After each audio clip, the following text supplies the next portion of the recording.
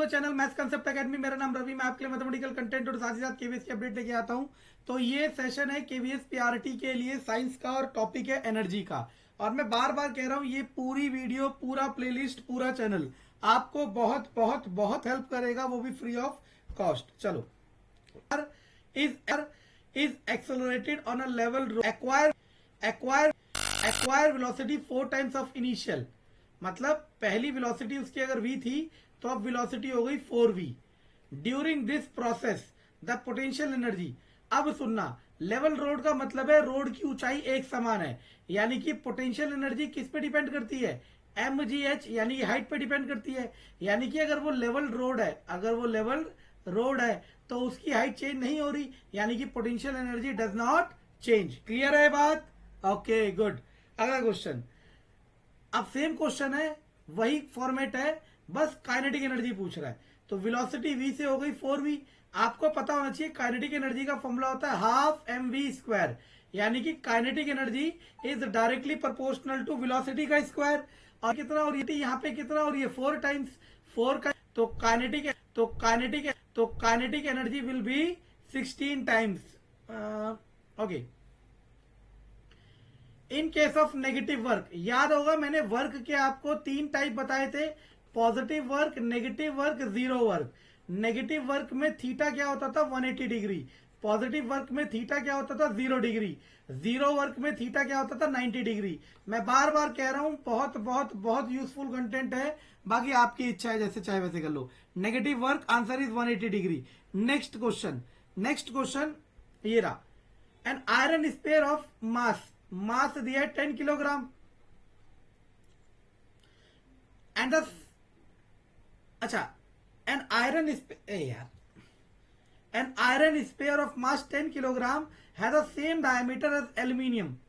Iron और aluminium दोनों का ये जो साइज है वो सेम है, ये 10 किलोग्राम का है, ये 3.5 किलोग्राम का है।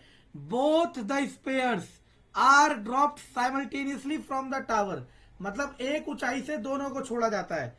When they are 10 meter above the ground, अब जमीन से दोनों कितना मीटर ऊपर है? 10 मीटर। दोनों कहां पहुंच गए? यहां पहुंच गए, 10 मीटर अबव जमीन से है। ठीक है, ओके। अब वो आपसे कह रहा है कि दे हैव द सेम, उनका सेम क्या होगा? सबसे पहले तो यहां समझने की कोशिश करो, एलिमिनेशन मेथड भी आप अप्लाई कर सकते हो, कुछ भी अप्लाई कर सकते हो, ठीक है ना। सबसे पहले सोचने की कोशिश करना, यहां से जब इन दोनों को छोड़ा तो दोनों का इनिशियल वेलोसिटी 0 होगा।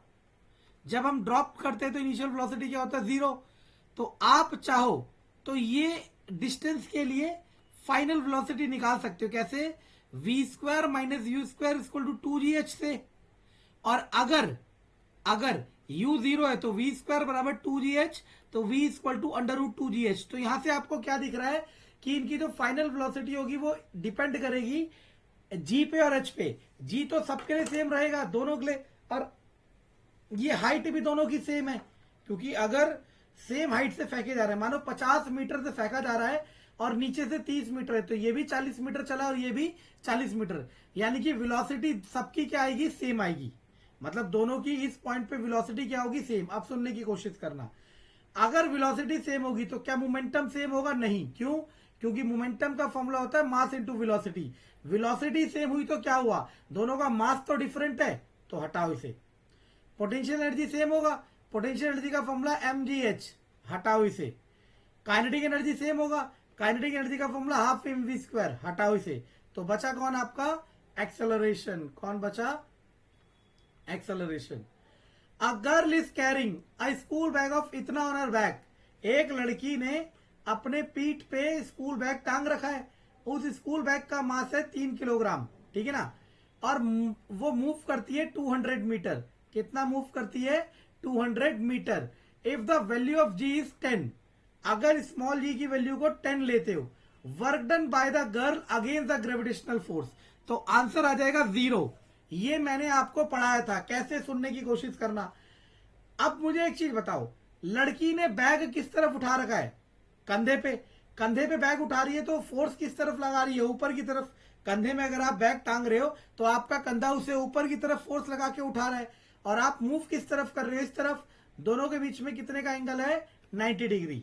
आप ऐसे नहीं देखते तो ऐसे देख लो, ग्रेविटेशनल फोर्स है डाउनवर्ड और मूव कर रही है फॉरवर्ड, तो एंगल कितना हो गया 90 डिग्री। और 90 डिग्री के लिए कौन सा बताया था, जीरो वर्क डन, ठीक है ना। The work done on an object does not depend on, work का फॉर्मूला मैंने बताया था फोर्स इंटू डिस्प्लेसमेंट और कॉस थीटा। तो किस किस पे डिपेंड कर रहा है बच्चों, फोर्स पे, डिस्प्लेसमेंट पे और एंगल पे। तो इन तीन को छोड़ के आपको कौन सी चीज दिख रही है, देखो डिस्प्लेसमेंट पे डिपेंड करता है, एंगल पे डिपेंड करता है, फोर्स पे। तो किस पे डिपेंड नहीं करता, इनिशियल वेलोसिटी पे। Water store in dam possess, किसी बांध में पानी को जब रोका जाता है तो क्या कर रहे होते हैं, पानी की हाइट बढ़ा रहे होते हैं। हाइट बढ़ने से उसकी पोटेंशियल एनर्जी बढ़ेगी और पोटेंशियल एनर्जी से क्या होगा, इलेक्ट्रिकल एनर्जी बनाई जाएगी। The momentum of a bullet of mass इतना, फायर इतना, काइनेटिक एनर्जी देखो, काइनेटिक एनर्जी का फॉर्मूला होता है पी स्क्वायर बाय 2m।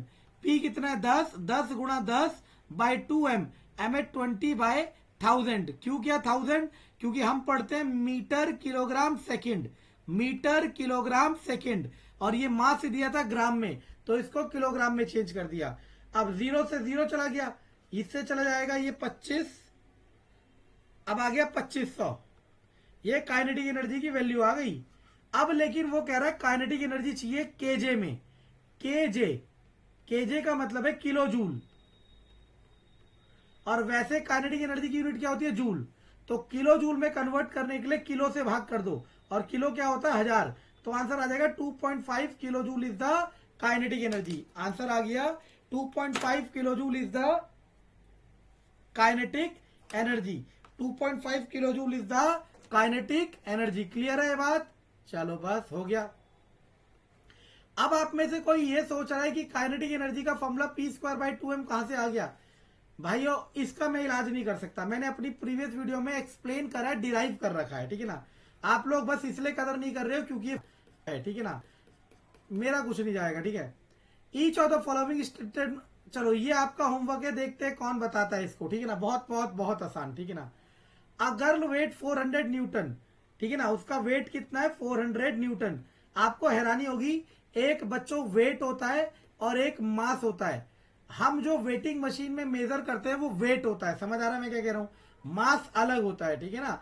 अगर आपको लग रहा है कि आपका वेट 60, अगर आपको लग रहा है आपका वेट 60 किलोग्राम है तो एक्चुअल में वो 60 न्यूटन है।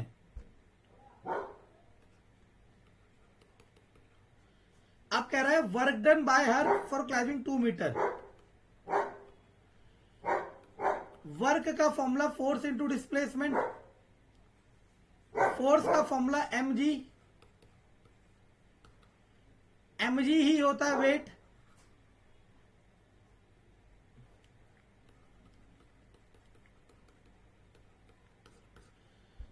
एक मिनट,